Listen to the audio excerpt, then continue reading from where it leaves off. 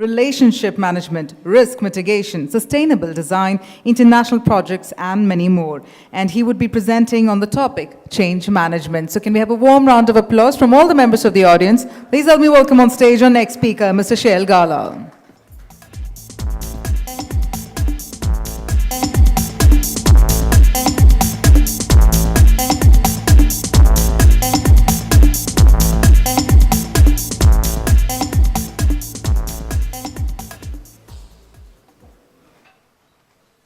Good evening. Am I audible? Yes. Thank you. I hope everyone's got some tea, some coffee, something. I'm not saying it'll be boring, but it'll be good. I think we'll try to keep it really interactive, and I hope that you will participate. And hope I can see some of you because I'm going to ask some questions around the audience as well. I'm not sure if the lights are going to help me with that. So what we're going to talk about today is workplace strategy and change management. We'll get more into it and what that means. We'll talk about why it's important, and we'll talk a little bit about how does it affect, FM or facility management. I'd like to think that a lot of you represent FM teams or RE teams for your respective organizations. So we'll talk about what's the impact and what's the advantages associated with it. So quick introductions. That over there is Mark. Mark unfortunately could not make it. Mark is our Director of Strategy and Workplace Asia Pac. And Mark was originally intended to be here to present to you all. So what I'm saying is that if the presentation is just terrible, you can blame him. Tough crowd. So, that's me over there, Shail Gala. I am an associate director with Cushman & Wakefield. I think we said DTZ earlier, all one company now, guys. There's no DTZ anymore, it's Cushman & Wakefield. And I head up the project management occupier division for the Western region. I also look after all of our strategy and workplace projects in India. Personally, I've got about 11 odd years of experience, about 70% in the US and about 30% in India. It's been a, it's kind of affected how I think. What I talk about workplace will have a lot to do with a little bit of experience here, a little bit of experience abroad. So hopefully it makes it relatable. So a very quick snapshot. I'm not going to get into this. You guys all know Cushman & Wakefield. Of course, we are now a larger, newer Cushman & Wakefield. We've merged recently. Of course, you all know about that as well. So for all you need to know is that now, we're right up there. We're growing bigger than ever and exploring areas of real estate expertise in just about every market and every functional discipline. So what is workplace strategy? What is workplace strategy? And I think, before we ask that, we want to take a step back and ask, and realize rather, that our workplace is changing. The workplace as we used to know it a number of years ago is changing literally by the day. And every organization, perhaps some folks here, perhaps back at your office, you're going to have a couple of old fogies like these. This guy here, he doesn't care for technology, saying, why bother? Give me a pencil, give me a ledger, I'll do the work. And similarly, there's a guy here who's saying, well, I still want my corner office. I've worked really hard. And, the goal in mind always was to get that final corner office. That was the ultimate intent. So why not? Why can't I have one? So before I get further, I wanted to just take a quick show of hands in the crowd. Who in the crowd still sits in a true corner office? Who's got a wonderful walled corner office with a view? Anyone? Nobody here. Or they're scared to say it. I won't bother you. Fantastic. So, you don't see that as much anymore. How many people in an office, just any kind of office, like a walled office with a door? Anybody here? Okay, 1, 2, 3. Yes, fewer hands, maybe some in the back. Sorry, I can't see because of the spotlights. So not too many people. You asked this question about 10 years ago, I'm sure you'd see a lot more hands. Okay, how many people sit in an open workspace? Open workstations, cubicles or work desks, workbenches? Yeah, a lot more hands. So that's what we're trying to say. What we're trying to say is that workplace the way we used to have it and the way we know it now is changing substantially. It's contracting. Our desks are contracting. Our areas, our offices are becoming smaller. But at the same time, the workspace is also expanding. Because, let's be honest, we work everywhere now. This is a workspace. There's someone in the back on his phone probably brokering a deal right this moment. It's possible. So it's changing, and I think there might be resistance. Change management is really all about that. It's about managing that resistance because it's going to change anyway. And why is it going to change? Let's talk about that. So what comes to mind when you think about workplace strategy? Any words? Any thoughts? Anyone in the audience? What do you think when you hear workplace strategy? What's the first thing that comes to mind? Please, guys. I need one volunteer.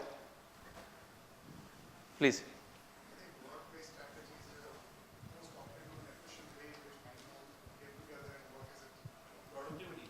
Wonderful. Productivity. I heard how to be efficient. I heard efficiency. That's key. Collaboration. Yeah, in the back. Comfort. Okay. Very important. Yes, sir. How you manage to fit the staff you have in the space you have. Okay. Excellent. Ergonomics. That's a good one. We'll talk about that a little bit. Personal space. Okay, that's interesting. So, unless there is any other pressing answers, I'll continue. So, interesting. We heard efficiency. We heard productivity. We heard ergonomics. Right? These are modern words.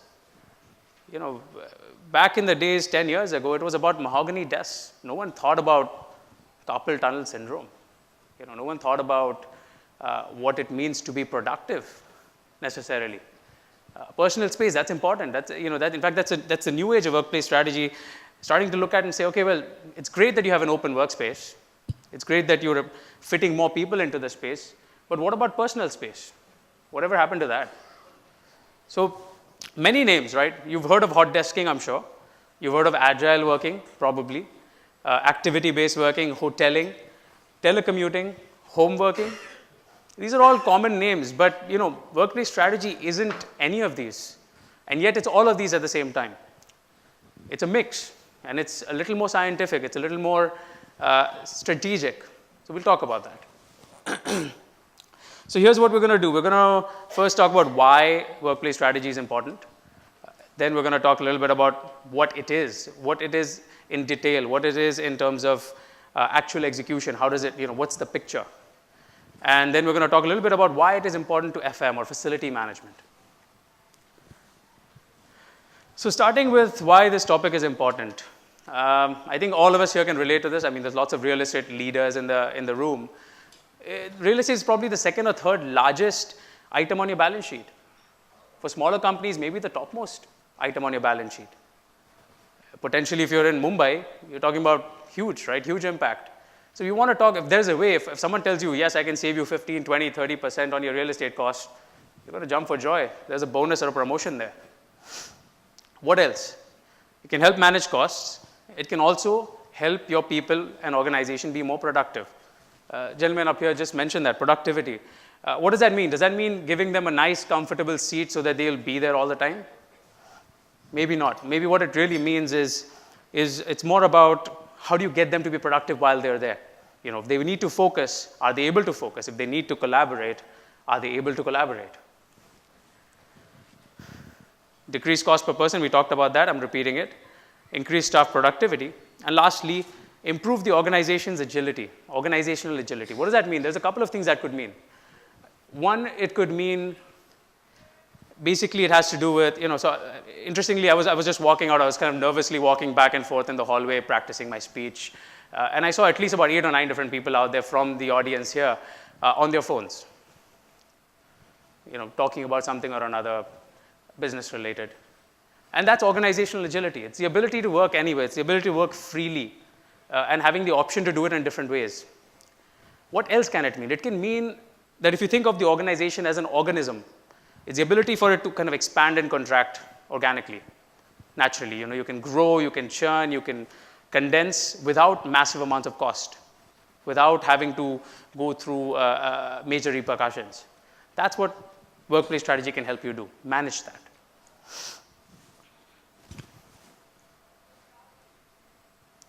So this is what we called our space hex. It's a space hexagon. It kind of talks a little bit about what are the key factors that affect the demand for space. What's going to be important? How do you define how much space you actually need? So the obvious ones are, head count, obviously. If you have 50 people, you need 50 seats, potentially. Needs versus wants. Do you want a wonderful view? Do you want a nice location? These things do come into play. Then you talk about corporate standards. We all, a lot of corporates here, you probably have guidelines and standards about how large your stations ought to be or how large your office ought to be. What's the size of the conference room that you're required to have and how many you're required to have. Efficiency, you have funky shaped buildings like these and you probably have a problem because you're not getting much efficiency out of the space. So that is another important factor that we always consider. Budget, right? Find something in the budget that fits you. If you can't afford BKC, go to Andheri. That's how it is. And lastly, what we just talked about, right? Organizational flexibility or agility. And this is a kind of a relatively newer thought process. I think the newer generations of workforces that come into play, they're becoming a lot more agile. They're not as concerned about having a nice walled office, but they want to have a laptop so they can work in the park or at Starbucks. So let's talk a little bit in terms of the science of this, and I'll try to move a little bit quickly through this part. This is your ideal workplace, right? This is in an ideal condition, there would be about 4 sections of a nice office, the right number of people. There's no churn, there is no leaves, there's no absences. Everyone's there all the time on their seat, and nothing has to be worried about. But what's the reality? 64 seats, 64 people. The reality is what you get is a lot of churn. You get reorganization. People don't stay in organizations for 20 years anymore, not as much. So what happens? Every couple of months, someone leaves, someone else joins in, one team's growing suddenly. Suddenly that business is doing much better because of either seasonal demand or some event in Malaysia, whatever happens. So what ends up happening then is now you either run short of seats because suddenly you've grown and you don't know what to do, or more often than not, because you're preparing for it as a real estate leader, you end up in a situation where you've got vacancy because you're like, maybe we'll grow. Maybe we'll have more people next month. We need to have some seats if something happens. What if that boss from America happens to visit once a year? We need a seat for him. What more often than not happens is you end up with 12% vacancy in just about any office. Just about. So how do you manage that? I mean, wouldn't it be nice if you could actually take those and occupy it with some seats and have that flexibility to modulate? Because then what you can end up with is 1 seat for every 1.125 person. Okay, see now you've got essentially 72 people, but you're managing 64 seats. That's less cost, less operational, less to build, less to manage during a churn.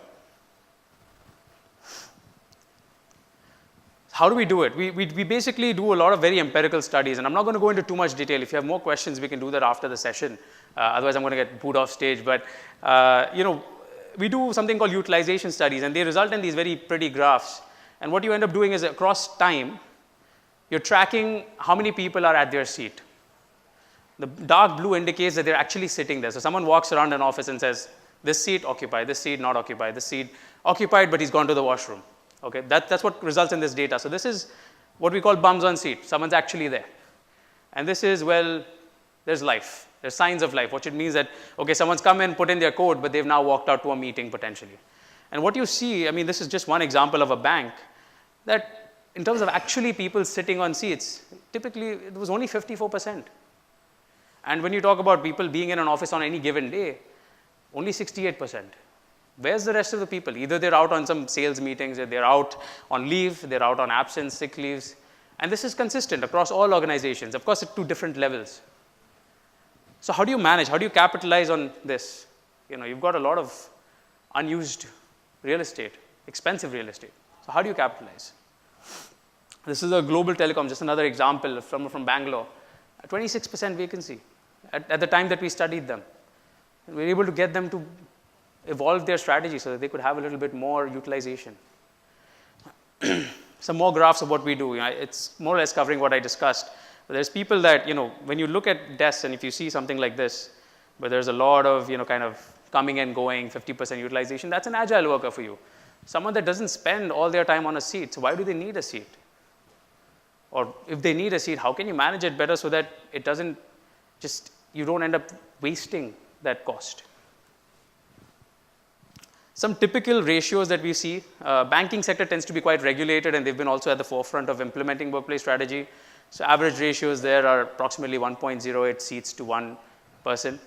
Pharma and technology, you've got salespeople, you've got people that are mobile, so potentially you end up having a little more, and there's more churn sometimes as well. So, you have more of a 1.25 or 1.22 seats per person. And then, of course, there have been cases where it's extraordinary. There was a company that had a 1.6 ratio, and it was make it or break it for them. I mean, if they didn't get their real estate costs in control, the company was going to go under. So the reason why we don't all implement agile working or workplace strategy or whatever we want to call it is because there's a fear, there's a worry, what's going to happen. Because if you take a bunch of people in a room, let's say in a theater, and you say, okay, there's no fixed seats, just go sit wherever you want. People will resort to their natural instincts, right? What you'll have is you'll have a guy that's like what we call a nester. He'll put the nice idol of Ganpati on his desk and hope that no one else will bother to move it because he needs to sit there. There's the boss that likes to say, well, this is my seat, and if you happen to sit here, I'm going to give you glares till you walk out. There's even acolytes. There's people that like to surround the boss and kind of, so you see a lot of behavioral things. There's a loner as well. So unless you manage that, unless you train people on how to utilize that space, this is what you end up with. And that's why people say, well, I don't want to do it. I don't want to do it. It's going to be, people are going to resort to their own ways of doing things, and it's not going to work. So what you end up with is what we call organizational flexibility, and how that gets achieved is you have something called home zones. Let me get to the next slide that kind of covers it better. You end up home zones for each department where certain seats can be perhaps fixed, and this is different for all organizations. Some places want it completely free, some places not so much. So you can have home zones, and then you have shared areas. And the beauty of shared areas, what you'll realize is that you can now play with it. You can do a lot with it. You don't have to always just look at it from a perspective of, okay, well, it's just going to be more desks that people share. It's not just hot desks.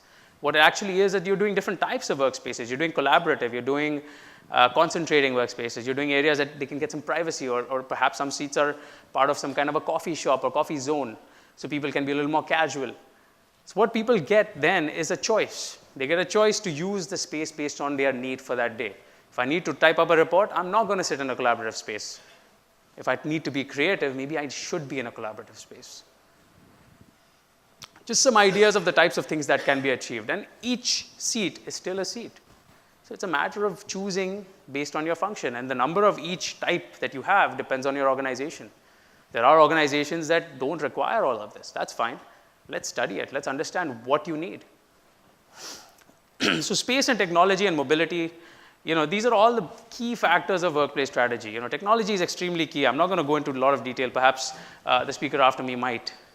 But technology is huge. If you have laptops, if you have thin clients, you're able to be a lot more mobile. It's huge. And, this is what the new generation is.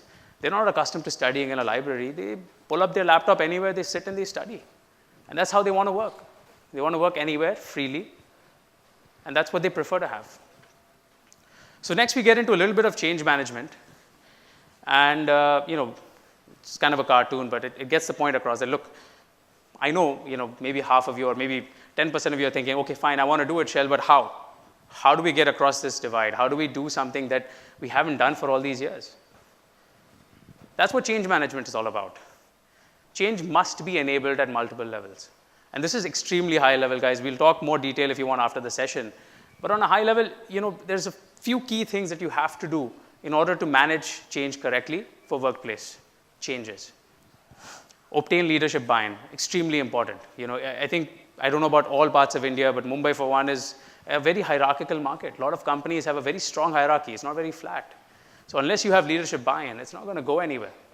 You do workshops, you do interviews with them, understand what's their requirement. Do you need productivity? Do you need, what's your biggest concern? Is it because people are going out to smoke too often? Is it because people aren't coming in on time? What are you trying to achieve? You want creativity out of your people, or do you want just churn? You just want them to churn out, documentation. So to understand that is extremely, probably the most important part of the entire system. Then enable staff acceptance. So how's the staff going to be taking this? If you assume that, okay, you know, and I'll tell you a very good example, you know, I myself am going through a merger right now, excuse me. And unless you reach out to your staff and give them good information, communication, they're not going to accept it. They're going to be resistant. They're not going to know what to do. So that's where we do sessions, we do communication, we do all hands meetings, Q&A sessions. We try to get them involved. Pick out change champions from out of the staff itself, people that can lead, people that are to be leaders, and tell them, okay, you are going to drive this change. So it happens. And lastly, and most importantly, there needs to be rules around the whole thing, right? And there are operational teams, FM teams, that have to be empowered. You have to give them the right tools, procedures, processes.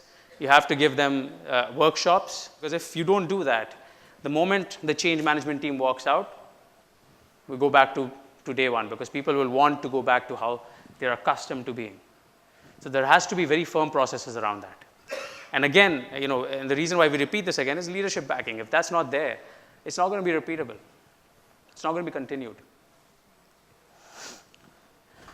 So as far as FM services, you know, I think when you talk about facility management services, when you talk about operations, it's going to change. You know, if you go through a transfer or a transition to an alternate workplace, without fail, you're going to have some serious changes to put in place as far as your FM services as well.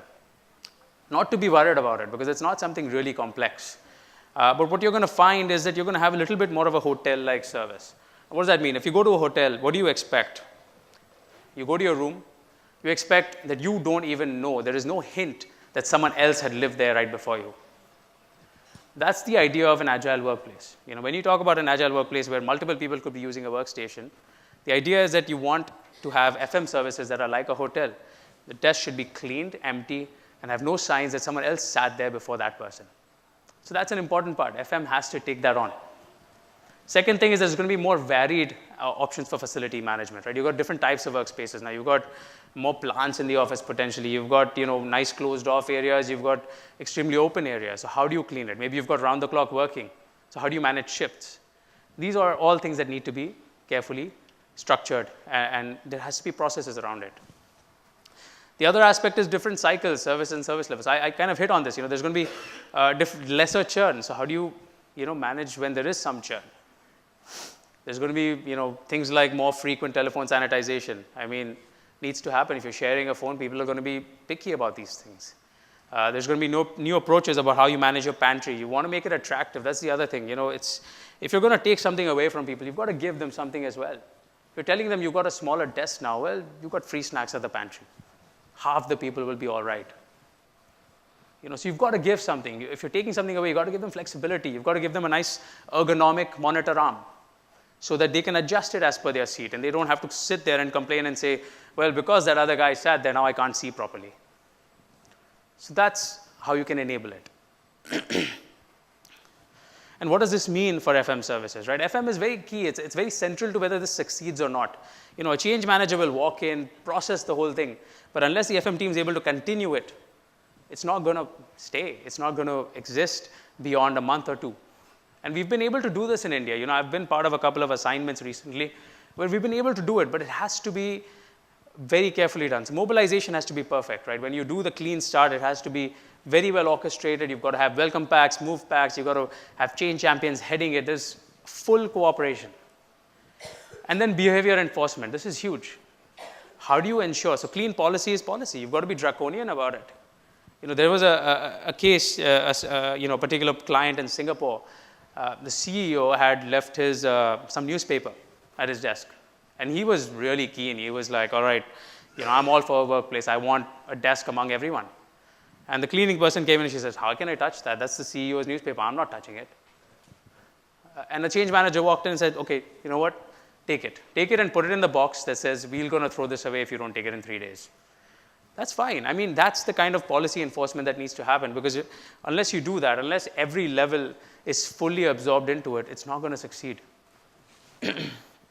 Mandate from the leadership. Very important. It's a key part of this.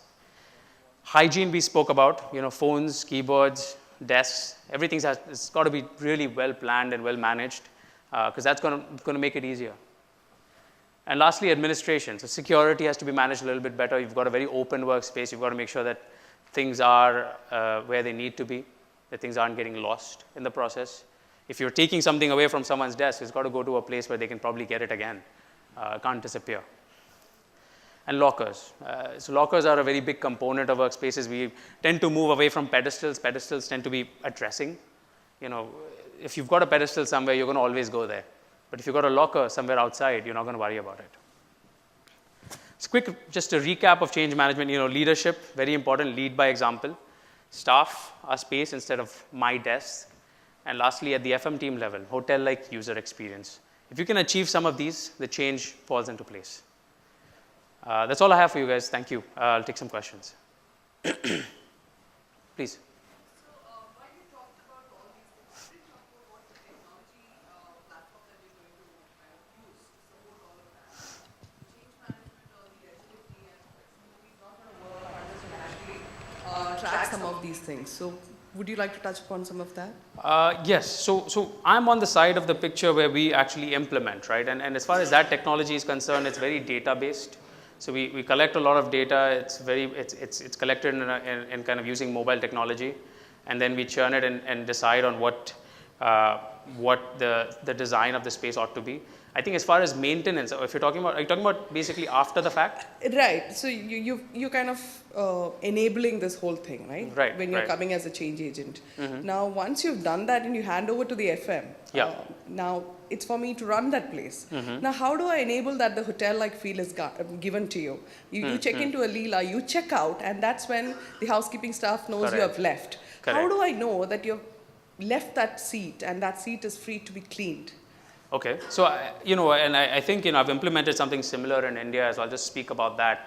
While you could go with all kinds of very fancy solutions about seat sensors and things like that, which I've seen other places, what I would really suggest is because we are a very people-oriented organization. I think what I've seen in one organization is they had sort of flow wardens of sort that were just kind of monitoring and walking around to support and service the teams. So it's not as technology oriented, but it seems to work. I mean, in India, it tends to be a little more personal. You check, you ask somebody, oh, has this person left? Okay, great, let me clean it up. So there's not a technology around that. And there might be things that you can do. There's definitely reservation systems and other very custom softwares that people are using nowadays, especially for, like, say, meeting rooms and things, and to book seats if you want to do that. So there are seat management tools as well. And I'm not the expert on that, but I think you might hear more on that in the next speech. Okay. All right. Thanks. Thank you. Anything else, folks? I hope that wasn't too boring. Okay, I'll take no more questions then. Please feel free to reach me while I'll be around after the session. So if you have any more questions, I'm happy to help out, guys. Thank you.